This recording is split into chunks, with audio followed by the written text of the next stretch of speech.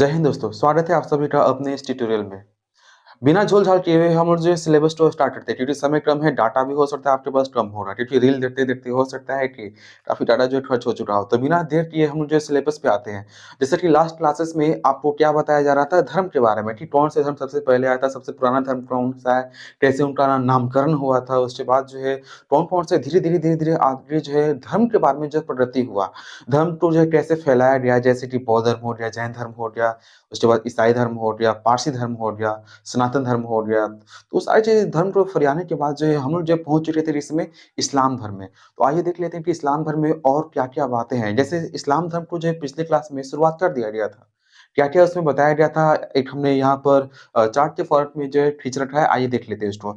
आपको ये बताया गया था कि इस्लाम धर्म के जो संस्थापक थे, वो कौन थे? हज़रत मोहम्मद साहब थे। हज़रत मोहम्मद साहब का जन्म कहाँ हुआ था, कब हुआ था? तो वो यहाँ पे डिनोट किया गया है। इनका जन्म हुआ था 570 एडी में। एडी का फुल फॉर्म होता है एनो डोमिनी। इसे हम ईसवी सन भी बोलते हैं, यानी कि 570 ईस्वी में हज़रत मोहम्मद साहब का जन्म होता है। कहाँ पे होता है? मक्का में होता है। मक्का वर्तमान के किस देश में पड़ता है? तो ये सऊदी अरब में पड़ता है। आगे देख लेते हैं। इनके पिताजी का नाम जो है अब्दुल्ला था, माता का नाम अमीना था और उनकी पत्नी का नाम जो है खतीजा थी। ये जब इनकी शादी हुआ था तो इनका एज जो है 40 था और उनका एज था 25, यानी 40 और 25 यानी कि 15 वर्ष के डिफरेंट पे इनका जो है शादी हुआ था। इनकी एक पुत्री थी, पुत्री का नाम क्या था? फातिमा था। फातिमा का जिनसे शादी हुआ था उनके नाम क्या था? अली हज़रत हुसैन। यानी कि अली हज़रत हुसैन मोहम्मद साहब के दामाद हो गए। ठीक है? और उसके बाद हुआ क्या था कि जब इनकी मृत्यु हो गई तो ये 2 सेक्टर में बढ़ गया, यानी कि इस्लाम धर्म जो है 2 पंथों में बढ़ गया था। एक का नाम है सुन्नी और दूसरा का नाम है शिया। यानी कि जब ये इनका शादी हुआ था तो उसके बाद जो है इनकी मृत्यु के पश्चात ये जब 2 पार्ट में बँटा तो सुन्नी उन लोगों को कहा जाने लगा, वो लोग इसमें शामिल हो गए जो मोहम्मद साहब में यानी कि पैगंबर मोहम्मद साहब में जो भी विश्वास रखते थे, वो लोग सुन्नी वाले सेक्शन में आ गए। और शिया के तहत में कौन-कौन लोग आते हैं? तो वैसे लोग जिनको विश्वास है अली की शिक्षा पे, ठीक है? तो अली की शिक्षा पे जो भी विश्वास करते हैं उनको क्या कहा गया? शिया कहा गया और हज़रत मोहम्मद के शिक्षाओं पे जो विश्वास करते थे उन्हें क्या कहा गया? सुन्नी कहा गया। तो इतना तक जो है मुझे लगता है कि हो गया था पिछले क्लास में। तो आइए हम देख लेते हैं कि अगले यहाँ से आगे के सिलेबस में क्या-क्या है। तो हम चाहेंगे कि यहाँ तक तो हो चुका था पहले, लिखवाया भी गया होगा आपकी कॉपी में। तो इसके बाद जो है हम चाहें कि आप भी जो है साथ-साथ लिखें, ठीक है? आइए शुरुआत करते हैं आगे का सिलेबस। आगे अगर हम बात करें इसमें और जो भी सवाल इसमें पूछा जा सकता है वो क्या-क्या हो सकता है? तो एक आता है कि एक आपको पिछले क्लास में बताया गया था कि खलीफा किसे कहा जाता है? तो हज़रत मोहम्मद साहब के जो भी उत्तराधिकारी आते थे, यानी कि इस्लाम धर्म के जो भी उत्तराधिकारी आते थे, उनको खलीफा कहा जाता था और उनके साम्राज्य को खिलाफत कहा जाता था। तो ये खलीफा और खिलाफत ये ध्यान में रखिएगा, ठीक है? उससे आगे का हम देख लेते हैं। अगर आपसे कोई सवाल पूछता है कि इस्लाम धर्म का पवित्र ग्रंथ कौन-सा है? तो उसका नाम है कुरान, ठीक है? आइए आगे देख लेते हैं। अगला हमारा जो चर्चा में बोल रहा है कि आप पैगंबर साहब का जीवन चरित्र यानी कि पैगंबर साहब के बारे में, उनकी पूरी जीवनी के बारे में जो है किसने लिखा था? तो इब्न इसाक ने लिखा था, ठीक है? इब्न इसाक। 1924 में क्या हुआ था कि मुस्तफा कमाल पाशा जो तुर्की का शासक था, तुर्की की राजधानी कहाँ पे है? अंकारा वर्तमान में, ठीक है? तो तुर्की के शासक था मुस्तफा कमाल पाशा। इसने 1924 में जो है खलीफा का पद तो समाप्त कर दिया था। उसने ये कहा था कि इस्लाम धर्म में कोई भी जो है उत्तराधिकारी नहीं रहेगा, यानी कि खलीफा के पद को ही हटा दिया, ठीक है? ओके। अगला, नमाज के लिए जो है जैसे मुसलमान कोई भी है इस्लाम धर्म में से कोई भी संबंधित रखता है, तो वो नमाज पढ़ता है। तो नमाज के लिए जो है उनका जो सर होता है, चेहरा होता है, वो मक्का की ओर किए रहते हैं। जैसे भारत से में कोई भी जो भी मुसलमान है, तो पश्चिम की तरफ जो है अपना चेहरा करके जो है नमाज पढ़ता है। ऐसा क्यों? क्योंकि यहाँ से भारत से जो है पश्चिम की तरफ ही आपका जो है मक्का पड़ता है, सऊदी अरब पड़ता है। और दुनिया के किसी भी देश से, किसी भी कंट्री से, किसी भी डायरेक्शन से अगर मक्का की ओर कोई भी देखता है, तो उस डायरेक्शन को जो है किबला के नाम से जाना जाता है। क्योंकि यहाँ पर भारत के लिए किबला किस दिशा की ओर होगा? तो पश्चिम दिशा में होगा, ठीक है? मैं आशा करता हूँ कि इस्लाम धर्म के बारे में जो भी चीज़ें बताया गया आपको वो चीज़ समझ में आ गया होगा। फिर भी अगर किसी सेक्शन में दिक्कत है तो आप अवश्य कमेंट कीजिएगा, आप उसका उस कमेंट का जवाब जो है अवश्य आपको दिया जाएगा, ठीक है? तो आइए देख लेते हैं कि अब अगला धर्म कौन-सा है? अगला धर्म आप डिनोट कीजिएगा, सिख धर्म। अगला धर्म लिखिए, सिख धर्म।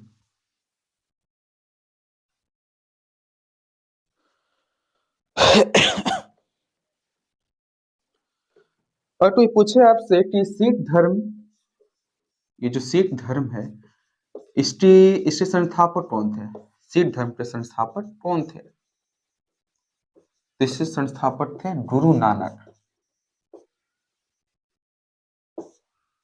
संस्थापक कौन थे इनके? गुरु नानक थे। ठीक है, इनका जन्म कब हुआ था? तो 15 अप्रैल 1469 में।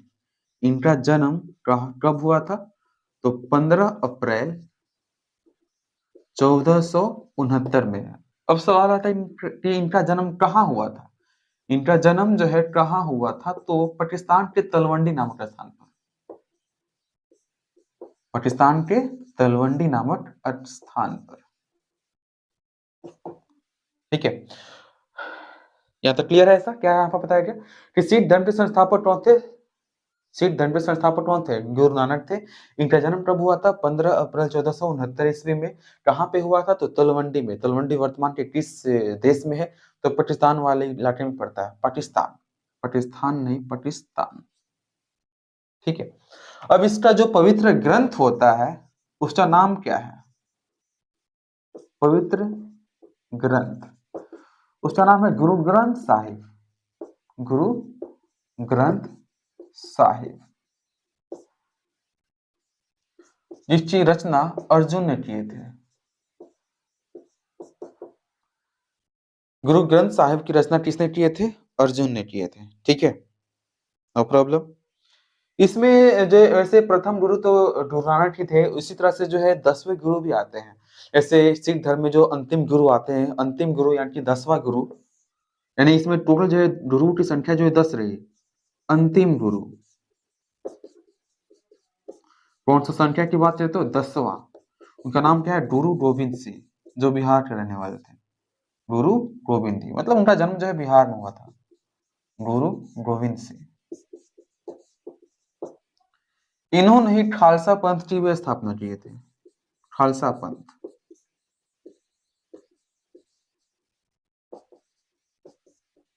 इसमें एक पवित्र जो है एक मंदिर बनाया गया था जिसे कहा जाता है स्वर्ण मंदिर। स्वर्ण मंदिर, इसके संस्थापक कौन थे? तो इसके संस्थापना के लिए वैसे कहा जाता है कि इनका जो स्वर्ण मंदिर का जो नींव है, शुरुआत है, वो रविदास किए थे, और उसके बाद इसका पूरी तरह से निर्माण जो है अर्जुन देव किए थे। ठीक है, अब हम बात करने वाले हैं महाजनपदों की। ठीक है, तो 6वीं शताब्दी ईसा पूर्व यानी कि 600 लगभग बीसी के आसपास में जो है कौन कौन से महाजनपद थे उन सब के बारे में देखने वाले हैं। उनके उस समय जो पावरफुल कौन सा था, कौन सा किसमें विलय हुआ, कैसे हुआ, कौन किसमें किस तरह का युद्ध हुआ, वो सारे सेक्शन हम देखने वाले हैं। सबसे पहले उस समय जिनके 600 बीसी के आसपास, 600 बीसी में जो है कुल 16 महाजनपद थे। महाजनपद क्या होता है? तो बहुत बड़े बड़े इलाकों को मिलाकर जनपद का फॉर्मेशन दिया गया था, जिनमें से कुछ जो है मुख्य होते हैं और कुछ जो है छोटे छोटे होते हैं। तो इनमें जो मुख्य मुख्य थे उनके बारे में थोड़ा सा डिस्कशन करने वाले हैं हम लोग। जैसे यहाँ पे एक सवाल आया था कि सबसे उत्तर वाले सेक्शन में जो है उत्तरी छोर पर जो है कौन सा महाजनपद है? तो पड़ता है यहाँ पे कम्बोज। यहाँ पे कम्बोज पड़ता है, उससे जस्ट नीचे में यहाँ पे पड़ता है गांधार। वैसे तो टूल जो है 16 रो है, वैसे इसमें हम जो है केवल मुख्य मुख्य की ही बात करने वाले हैं। कम्बोज है, यहाँ पे है गंधार। उसके बाद यहाँ पे सबसे मोस्ट इंपोर्टेंट, सबसे पावरफुल वो पड़ जाता है कौन सा? तो यहाँ पे आपके लिए पढ़ने वाला है मगध।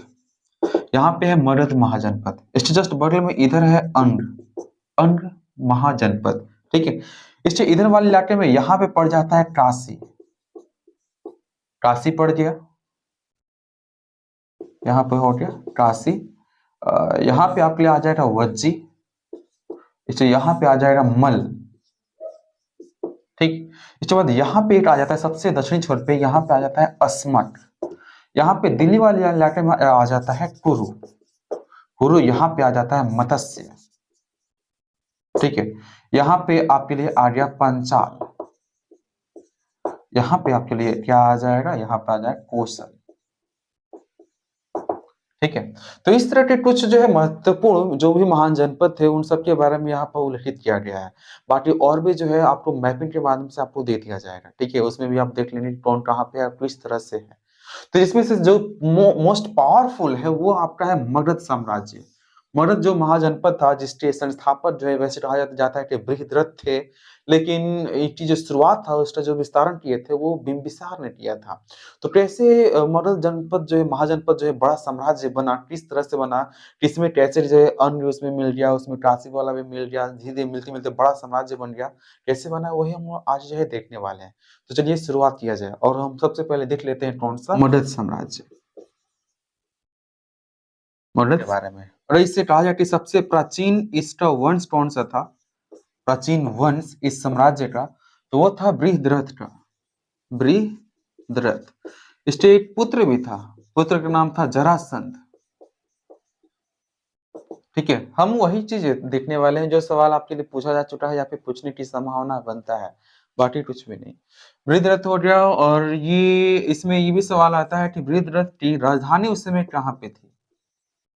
राजधानी था, नाम था गिरिव्रज, जो बाद में राजगीर बन गया, यही वाला। ठीक है, राजगिरी या फिर राजगीर बन गया, यही गिरिव्रज ही है। उसके बाद में इसके उत्थान में, इसके उत्कर्ष में जो है सबसे बड़ा योगदान जो आता है वो टिंटा आता है। तो 3 वंशों का आता है उत्थान में। 3 वंश आते हैं। पहला आता है हर्यक वंश, हर्यक वंश। उसके बाद आता है दूसरा नंबर शिशुनाग वंश। उसके बाद तीसरा आता है नंद वंश।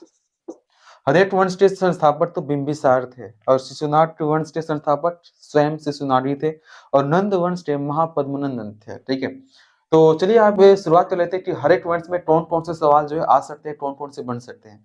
तो ऊपर वाला अगर आपने ये चीज लिख लिया हो और ये भी लिख लिए हो तो हम लोग हेडिंग देंगे क्या क्या हर्यक वंश। हर्यक वंश। इसके संस्थापक कौन थे? संस्थापक आप लिखिएगा, इसके संस्थापक थे बिंबिसार। बिंबिसार। अब इसमें सवाल आ सकता है कि ये राजगद्दी पर कब बैठे थे? तो 544 बीसी में, 544 बीसी में राजगद्दी पर बैठे। और आप किस धर्म के अनुयायी थे? तो ये बौद्ध धर्म के अनुयायी थे। बौद्ध धर्म के ये अनुयायी थे, अनुयायी। ठीक है, अगला इसके बाद जब हम बात करें तो इसमें और क्या क्या सवाल आ सकता है। और सवाल आ जाए कि इनकी राजधानी कहाँ पे थी, यानी मगध की इनके अनुसार जो है इन्होंने अपनी राजधानी कहाँ पे बसाई थी? तो राजधानी वही गिरिव्रज को जो है क्या कर दिए थे, ये राजगिरी कर दिए थे। इनकी राजधानी कहाँ पे थी? तो राजगिरी, राजगिरी। ठीक है, इसी राजगिरी को बाद में जो है राजगीर के नाम से जाना गया। ठीक, उसके बाद हुआ क्या कि इनका एक पुत्र होता है, इनका एक पुत्र था। ठीक है, उसका नाम था अजात शत्रु।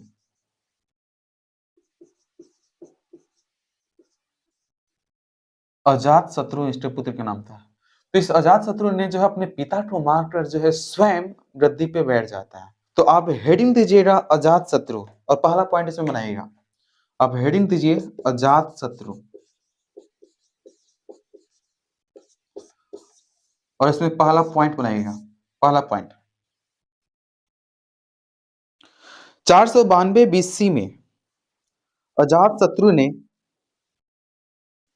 492 बीसी में अजात शत्रु ने बिंबिसार को मारकर स्वयं राजगद्दी पर बैठा। अजातशत्रु ने बिंबिसार को मारकर यानी उनकी हत्या करके मगध की राजगद्दी पर बैठा।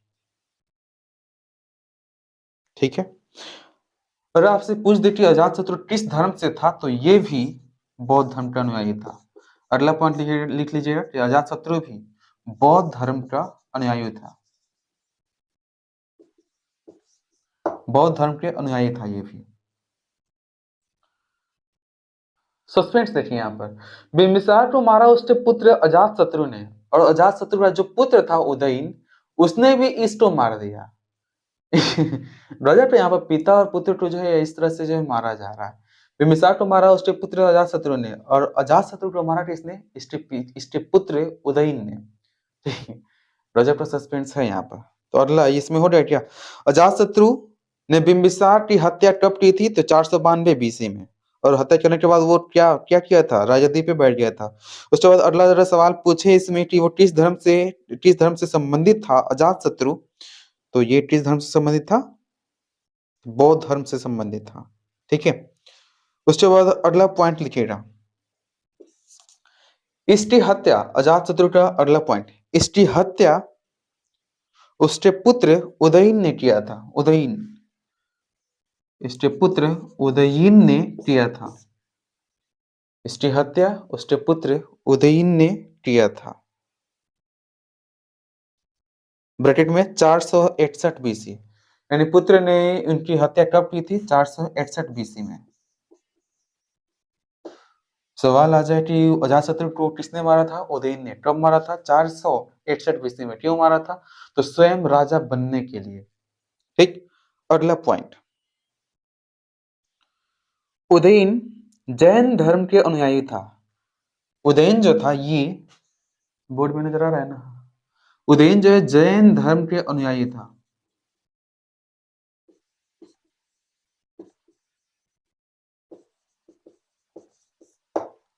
जैन धर्म के अनुयायी था। हो गया ये। अगला पॉइंट, हर्यक वंश का अंतिम शासक नागदशक था। हर्यक वंश का अंतिम शासक नागदशक था। ठीक है, इसमें कोई भी दिक्कत है क्या? तो मगध साम्राज्य जो है फैला कैसे, इतना विस्तृत जो है कैसे हुआ, कैसे कहा जाता है कि ये बहुत ही पावरफुल है? तो इसे समझने के लिए आइए जान लेते हैं। सबसे पहले बिंबिसार ने जो है अपने साम्राज्य को बढ़ाने के बारे में सोचा और उसने बढ़ाया भी। लगातार जो है महाजनपद, दूसरे महाजनपद पर जो है आक्रमण करके उनको अपने आप में शामिल कर लेता था, अपने आप में अपने महाजनपद में मिला लेता था। और या तो फिर जो है फूट डालो और राज कूटनीति से भी ये अप्लाई करते थे। या फिर दूसरा इनके पास एक और तरीका था क्या, कि किसी और महाजनपद में जाकर वहां के जो राजा थे उनकी पुत्री से या फिर जो भी हो उनसे शादी करके वहां से संबंध स्थापित करे और साथ साथ वहां पे दहेज के रूप में जो है पूरा महाजनपद ही अपने आप में शामिल कर लेते हैं। ठीक है, जैसे इन्होंने जो है अन्य महाजनपद पे जो है चढ़ाई करके उन्हें हरा कर शामिल किया था। वही हम काशी की बात करें तो काशी को जो है दहेज में ही नहीं मिला था। ठीक है, एक महत्वपूर्ण सवाल कि पाटलिपुत्र को किसने बसाया था, या किसने अपनी राजधानी पाटलिपुत्र में स्थानांतरित की थी? तो उसका आंसर है उदयन। और आप लिखना चाहो तो आप एक पॉइंट जो है उसी वाला सेक्शन में बना लीजिए। क्या? उदयन ने अपनी राजधानी राजगिरी से पाटलिपुत्र में स्थानांतरित की। पाटलिपुत्र,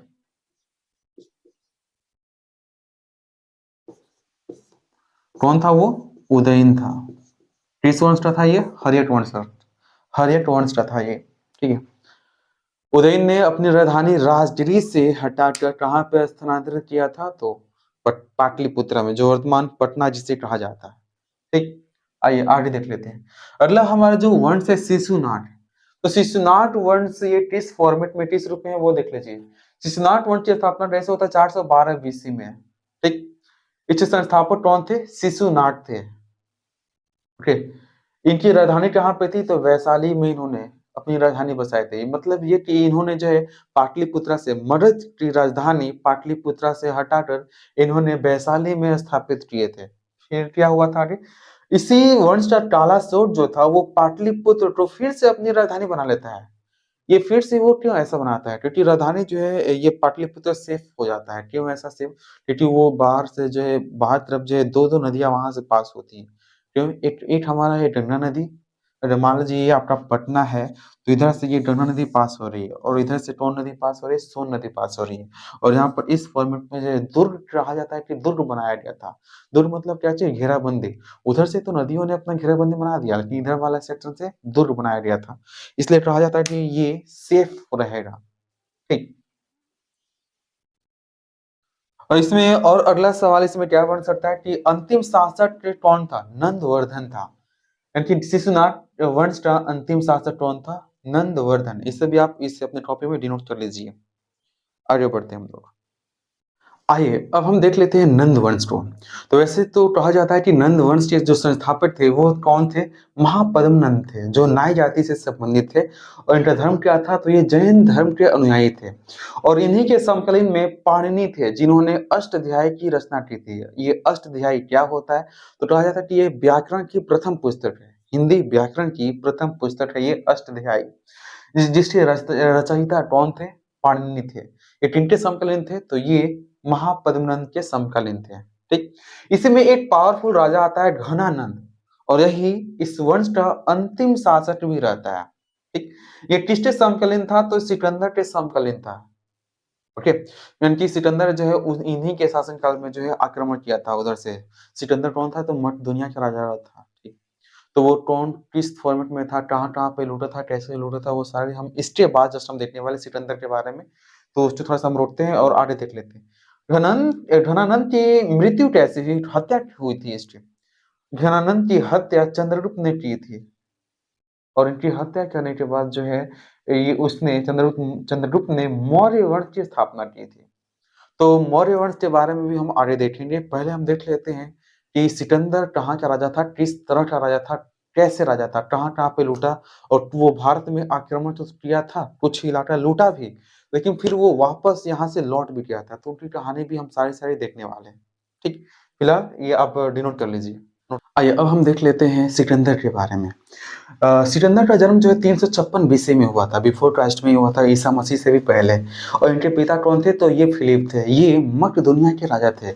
यूनान वाले इलाके में यूनान वाले इलाके को उस समय जो है क्या कहा जाता था? मक्र दुनिया कहा जाता था। ठीक है, तो ये मक्र दुनिया के राजा थे। इन्हीं को मारकर स्वयं सिकंदर जो है राजा बन गया था। यानी कि उस समय चलन था कि अपने पिताजी को मारकर और वहां पे स्वयं जो है राजा बन जाए। क्योंकि राजा जो है अपने आप को जो थोड़ा-सा क्या बोले इसमें, सिकंदर के उस समय गुरु कौन थे? तो अरस्तु थे। अरस्तु एक महान दार्शनिक थे। ये अरस्तु कहाँ के रहने वाले थे? तो यूनानी दार्शनिक थे ये, दार्शनिक। इनके दर्शन क्या कहना मैं पढ़ेगा समय मिले तो। इनके सेनापति कौन थे? सेल्यूकस निकेटर, जो इनके मरने के बाद ये स्वयं जो है राजा बन गए थे। इसका आगे चलकर जो 326 बीसी में जो है झेलम चिनाब पंजाब में है। झेलम और चिनाब नदी के बीच में जो है पोरस के साथ इनका युद्ध होता है। पोरस और सिकंदर में वहां युद्ध शुरू हो जाता है और जिसमें पोरस जो है हार जाता है। ठीक है, फिर क्या हुआ कि आगे जब इंडिया में और ये आने वाले थे, इंटर करने वाले थे, तो उनके सेना में जो है अफवाह फैला दी गई थी। और ये अफवाह किनके द्वारा फैलाया गया था? तो चंद्रगुप्त मौर्य के द्वारा कि यहाँ की देवी जो तुम लोग के आने से यहाँ की देवी लोग जो है, भगवान लोग जो है गुस्सा हो रहे हैं। इसलिए जो तुम खा रहे हो सकता है उसमें जहर हो सकता है, और फिर तुम जहाँ सोए हो और आज जो है उसमें आग लग जाए, ऐसा-ऐसा। तो अफ़वाह की वज़ह से जो है वहाँ की जो सेना थी वो ब्यास नदी को पार ही नहीं कर पा रही थी, नहीं कर रही थी। उनका कहना क्या था कि हम लोग यहाँ पर और अगर अंदर जाएँगे, चूँकि भारत में पहले भी प्रचलन था कि यहाँ पे भगवान का जो है वर्चस्व चलता है। तो इसलिए ब्यास नदी को पार नहीं कर पाए। तो इसलिए जो है सेनाओं चूँकि पहले से भी जो है सालों-साल जो है युद्ध करते हुए आ रहे थे, उधर से जीतते हुए आ रहा था, तो सेनाएँ भी इतनी थक चुकी थी। इसलिए सिकंदर ने निर्णय लिया कि यहाँ से बाद जो है अब लौट जाया जाए। तो यहाँ से वो लौट जाते हैं और आगे चलकर जो 323 बीसी में जो है बेबीलोन में जो है इनकी मृत्यु हो जाती है। कैसे? तो बुखार से इनकी मृत्यु हो जाती है। आगे चलकर जब इनकी मृत्यु होती है तो सेल्यूकस निकेटर ही क्या बनता है? इनका राजा बनता है। मतलब इनके साम्राज्य का राजा। सिकंदर ने जहाँ-जहाँ जीता था, जैसे-जैसे जीता था, उन सभी का राजा कौन बन जाता है? सेल्यूकस निकेटर बन जाता है। ठीक है? और अगला सेक्शन हम देख लेने वाले हैं क्या कौन-सा? तो मौर्य वंश। मौर्य वंश के बारे में देखकर आज का सेशन जो है यहीं पे समाप्त करेंगे और फिर मिलेंगे अगले वीडियो में। ठीक। तो आज के इस सेशन का अंतिम चरण हम देख लेते हैं। अंतिम चरण है मौर्य वंश। मौर्य वंश के संस्थापक थे कौन? चंद्रगुप्त मौर्य थे और ये कब स्थापना किए थे? 322 बीसी में। ठीक। संस्थापक चंद्रगुप्त मौर्य थे, तो उनका जन्म कहाँ हुआ था? पाटलिपुत्र में हुआ था, वर्तमान के पटना में। इनके पिताजी कौन थे? सर्वार्थ सिद्धि थी। इनकी माता का नाम क्या था? मोरा था। पत्नी हेलेना थी। ये पता है हेलेना कौन है? ये सिकंदर के सेनापति की पुत्री है ये Helena. Seleucus Seleucus Nicator Seleucus Nicator की ये पुत्री है। तो ये उनकी पुत्री से इन्होंने जो शादी क्यों की? ताकि रिलेशन बन जाए ना तो वहाँ पे युद्ध जो है नहीं होता है।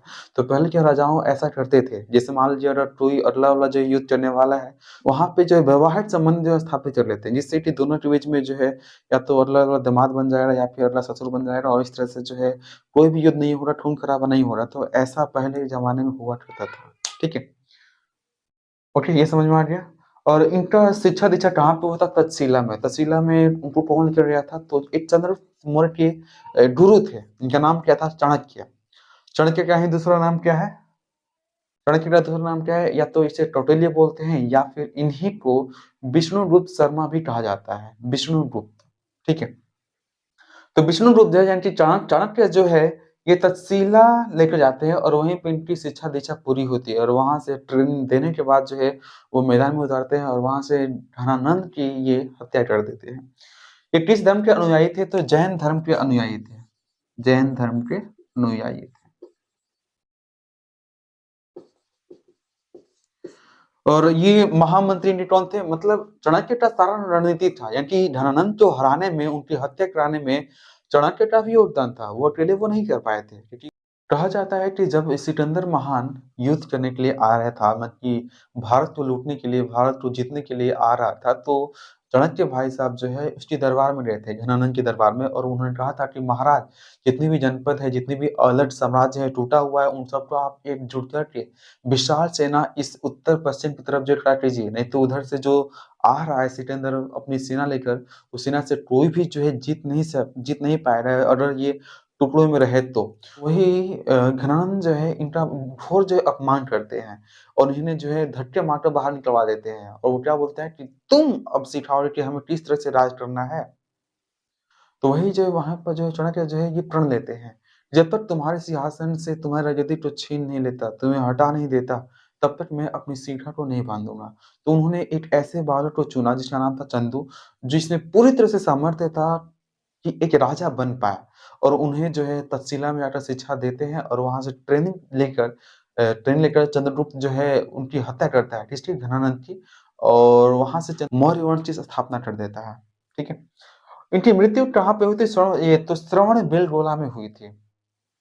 वो भी कैसे? तो उपवास के माध्यम से। जैसे मान लीजिए लगता है कि कोई इंसान जो है पूरा जितना भी ज़िंदगी जीना था वो जी लिया है, आस-पास के माहौल को जान लिया है, अब वो जीना नहीं चाहता है, तो उपवास के माध्यम से भी अपने शरीर को जो है, अपनी आत्मा को जो है यहाँ से त्याग करवा सकता है। इसी को सुदेखना विधि भी कहा जाता है, जो एक कमरे में बंद होकर जो है खाना-पीना, अन्न और जल जो है कुछ भी ग्रहण नहीं किया जाएगा और तत्पश्चात जो है उनकी जो है स्वयं जो है मृत्यु हो जाती थी। ठीक है? तो उपवास के माध्यम से भी लोग जो है ऊपर जाया करते थे। तो मुझे आशा है कि आपको ये सारी चीज़ें समझ में आ गया होगा और आशा भी करते हैं कि ये सारी चीज़ें आप जो है नोट कर चुके होंगे। तो अगली बार जब हम मिलेंगे तो आपसे सवाल भी पूछेंगे। तो हम आशा करते हैं कि वो सारी चीज़ें आप याद करके ही आएँगे। धन्यवाद। हमारे साथ बने रहने के लिए।